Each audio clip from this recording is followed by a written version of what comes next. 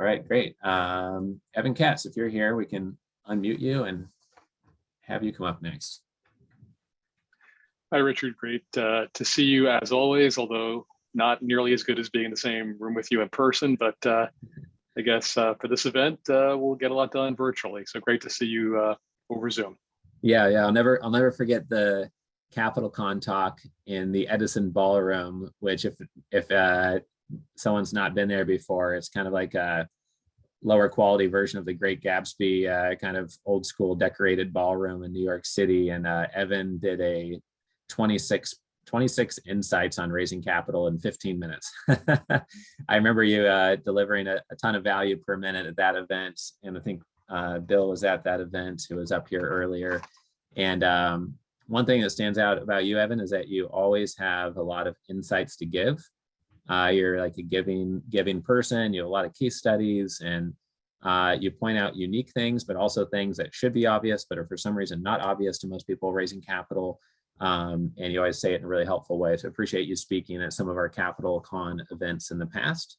And we've got a lot we can cover here. This is going to be a little different because, well, Evan's going to explain exactly who he is, but he's not running an investment firm raising capital for his own offerings. He's really representing hedge funds and private equity funds to help them with their capital raises. So do you want to introduce yourself, Evan, and maybe give us your one-liner? Yeah, sure, Richard. Yeah, happy to do so. And again, great to be here. My name is Evan Katz. I am managing director and one of the founders of Crawford Ventures, as you can probably tell from the background. Native New Yorker, went to Wharton, Harvard Law School, been on Wall Street for about 15 years, actually going on 20 at this point. And as Richard said, Crawford and I have been spending almost 2 decades raising money for alternative investment funds, mostly hedge funds, private equity funds, venture capital funds, real estate funds. And we have relationships with about 1,000 allocators, endowments, foundations, fund of funds, high net worth families, broker dealers. And obviously it took a lot of work and a lot of pounding the pavement, as Richard says, and networking over 20 years to develop relationships with 1,000 institutional and family office investors. Also, I should mention too, spent 7 years on the Hedge Fund Association Board of Directors, twice elected.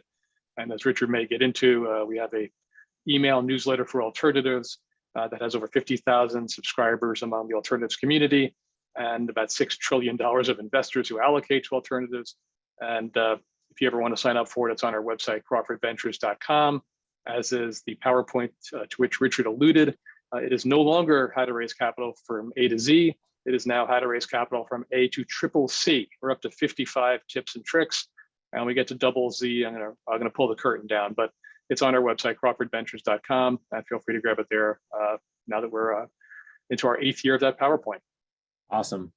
You're exactly why I enjoy hosting events like Capital Con, because to have professionals like you on stage that have learned lessons over 20 years and then put it out into 50 concise kind of bullet points of like, do this, don't do that, do more of this, make sure you never do this, etc. is so much value per minute, I think, for members that Capital Con is always one of my favorite events for that exact reason. So one thing that I know that you've done a good job on is use of video. Can you talk a little bit about where you use it or how that's kind of impacted your ability to connect with investors or clients, et cetera?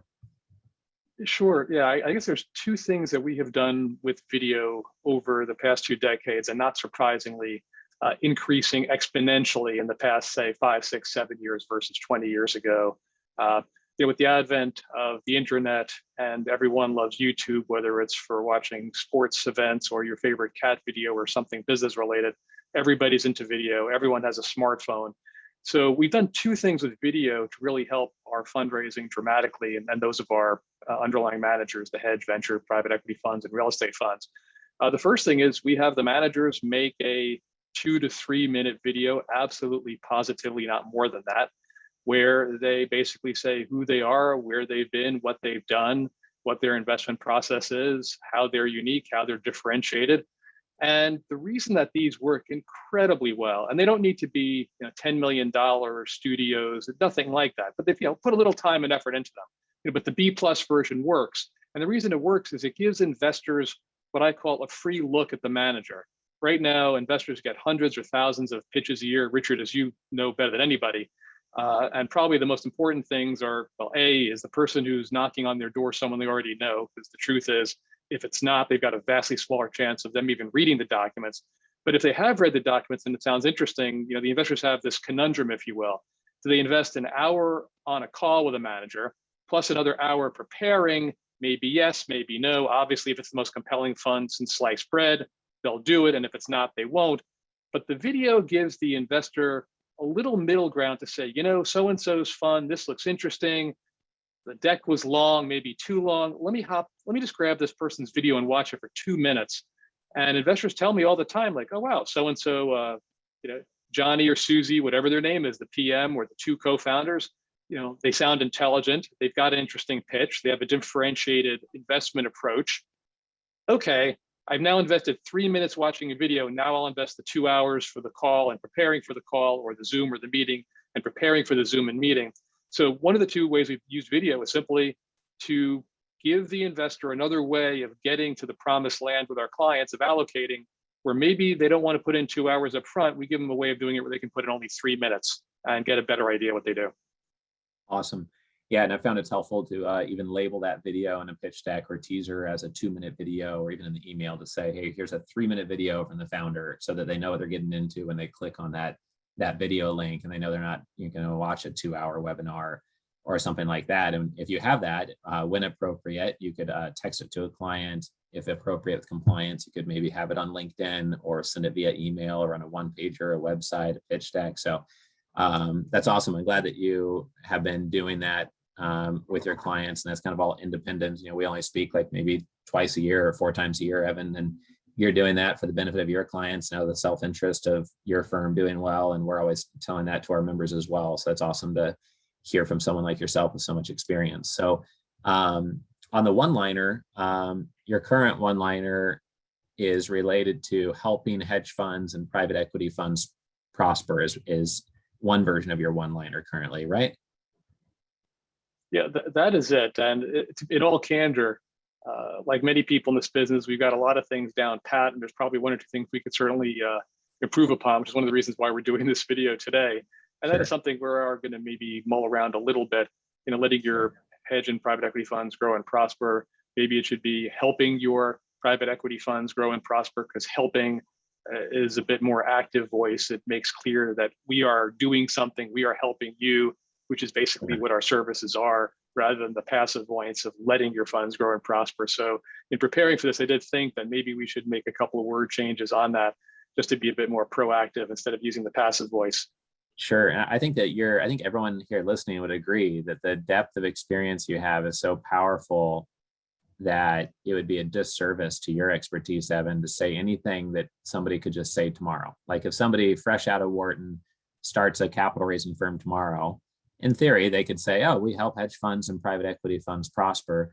But what they can't say is that they have 20 years of experience helping raise over $1 billion for 52 private equity and hedge funds, right? Like you have some really hard figures and numbers. You could probably work into a one-liner if you wanted to. It'd be a little bit more of a mouthful. It won't be 4 words long, but it could still be kept relatively concise. Even if you just said, we have helped raise over $1 billion for 42 hedge funds and private equity funds, or something like that. Like we've helped 42 hedge fund and private equity funds prosper by helping them raise over $1 billion.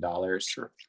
Is my main point. And so I think that's a good example of maybe something that could help with more, wearing on the sleeve all your expertise, which I think a lot of people just get busy and maybe don't do enough.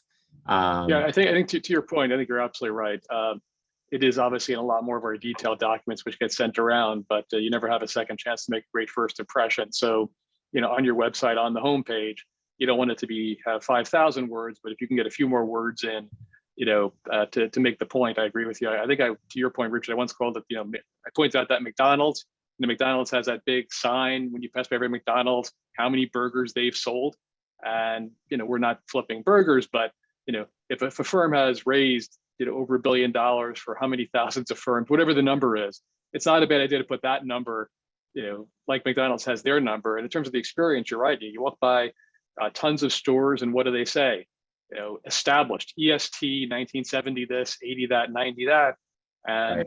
people walk by and they say, oh, established, that means they've been in business for 20, 25 years. So they probably know more of what they're doing than someone who graduated B school 2.5 weeks ago. So I think Right. you're absolutely right. Somewhere between the Goldilocks, not too many words, not too few words, but it's a great Yeah. idea.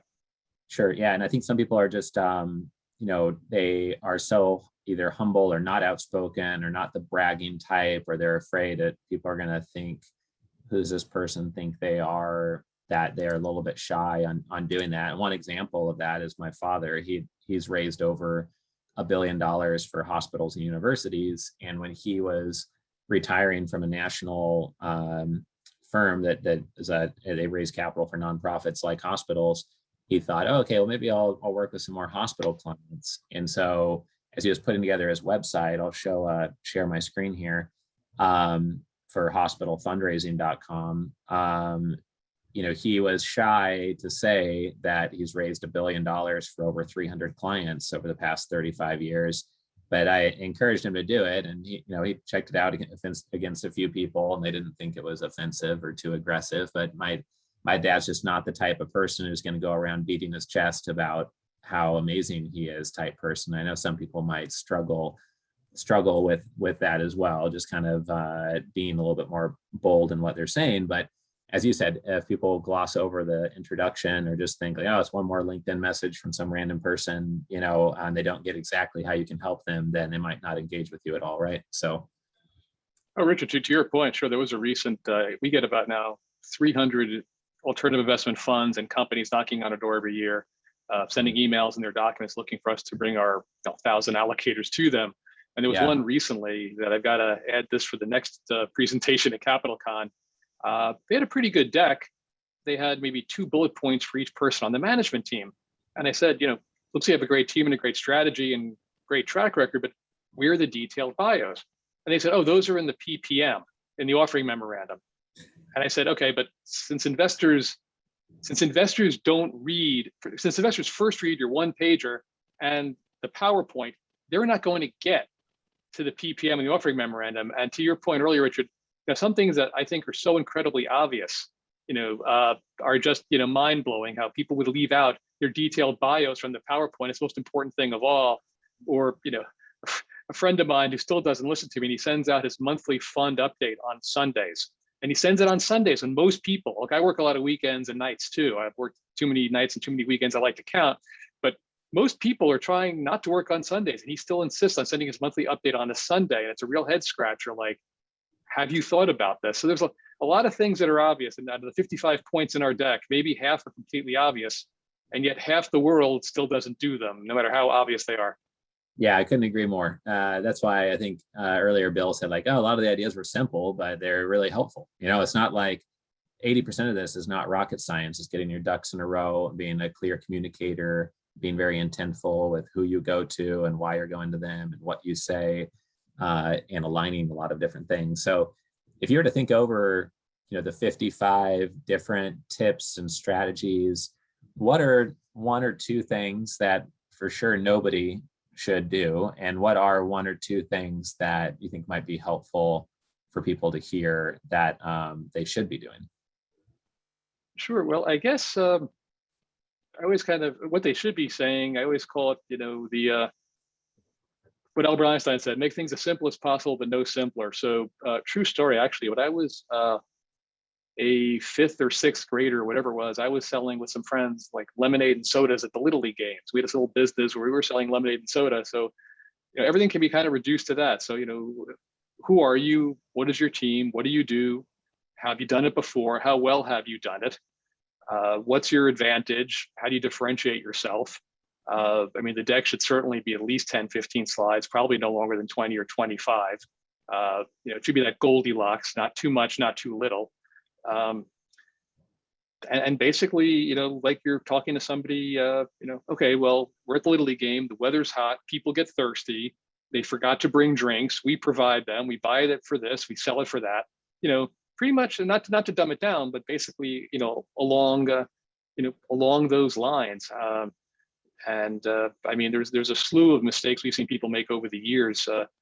Most recently, I guess in the time of COVID, you know, basically you've seen a lot of people, kind of trying to go to market with poor video connections, poor headsets. I mean, even something so silly as that, where I've been on calls where they can't even hear the person presenting because they bought a headset for $40 on Amazon.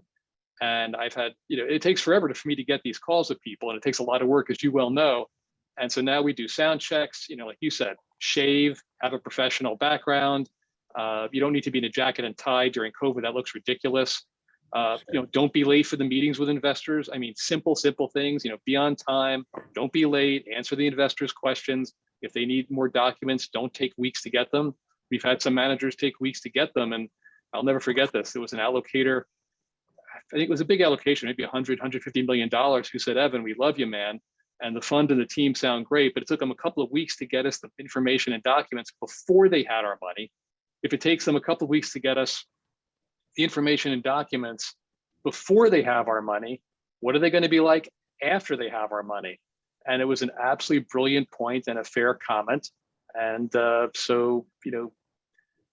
also too, if this is your first fundraise or your first big fundraise or your first institutional fundraise, get a hold of a Richard Wilson who knows how to put you through boot camp and to make sure that you've got the ducks in order and the 20, 30 things that you need to go to market. And if you don't know people already, hire a fundraiser, whether it's me or somebody else, hire a fundraiser who already knows the people, because we've done studies. I mean, for every cold emailing lists, you can get investors, and you will get some investors. But if you have a fundraiser who already knows the people very well, you'll get more. And the two are not mutually exclusive. Right. You can work with a variety of people who have relationships in the family office world. We do more institutional, and it's a snowballing effect. Right. Great. Yeah, appreciate you sharing all of that. And I definitely agree on the week's response. I think also the service providers you surround your investment firm or your company with reflect upon you. We made a small investment in a company, and they got our K1 wrong in 4 different ways. And so we said, "Oh, we need to get this K1 corrected." And their accountant said, "Oh, sorry, I'm not going to fix it. I'm too busy."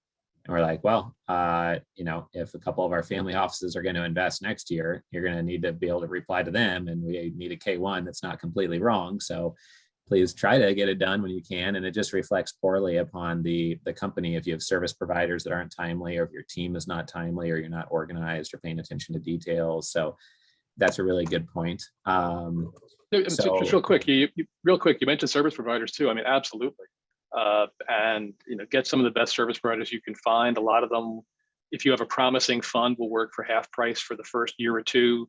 They'll have an emerging manager program. Some will, some won't. A lot of it depends upon where your team is coming from. If you've got a compelling team. And the other thing also too is on the CFO. A lot of people outsource everything. And I say, great, you can outsource your CFO, you can outsource your fundraising, you can outsource a lot of your service providers, you outsource everything in today's world. But if you want to attract institutional investors and even some family offices, if there's 2 funds, everything else being equal, one fund, not yours, has at least most of this internal, maybe some outsourced, and your fund is outsourcing everything else being equal, and maybe it never is, who's got the greater chance of getting the allocation? So, a lot of people, don't be penny wise and pound foolish. Try not to outsource everything, because if it's just 2 guys, a gal, and a Bloomberg, it's a lot harder to raise money than if you have at least some people internal who've been there, done it before.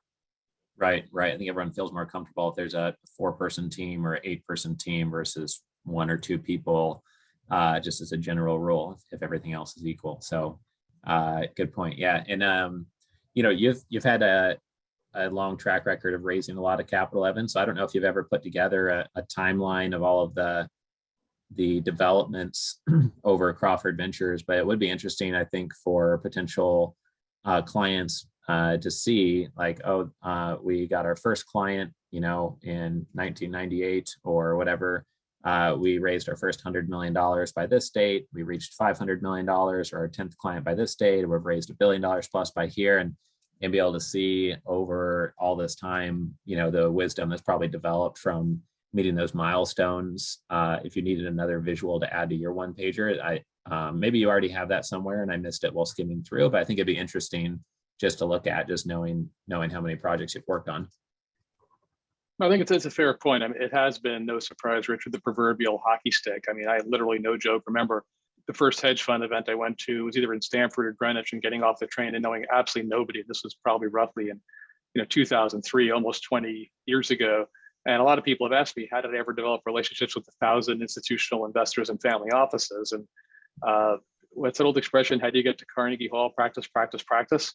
How do you get $6 or $7 trillion of investor relationships?